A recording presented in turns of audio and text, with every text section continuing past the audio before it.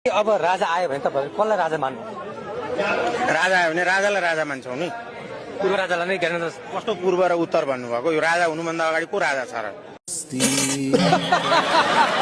राजा कसलाई मान्नुहुन्छ भने कसलाई मान्ने त? तपाईलाई मान्ने त? तपाईलाई त तपाईको साथीले मान्दैन, तपाईको गर्लफ्रेन्डले मान्दिन, तपाईको श्रीमतीले मान्दिन। बस हावा निकल गई। सबैले मानेको मान्छे को हो त यो देशको?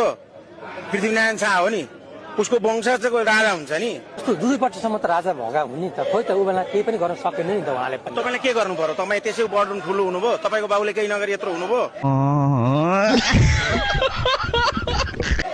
तपाईको आमाले केही नगरिकन तपाई यत्रो हुनुभयो। के प्रश्न गर्दै हुनुहुन्छ तपाई? यत्रो देश तपाई 4 आना जग्गा जोड्न सक्नु भएको छ अहिलेसम्म? 1,47,181 वर्ग किलोमिटर क्षेत्रफल हो। त्यो भनेको कति हेक्टर हो थाहा छ? थाहा छ तपाईलाई? तपाई जीवनकालभरि काठमाडौँमा 4 आना जग्गा जोड्न नसकेकोले भौतारिएर हिँडेको होइन यो माइक बोकेर।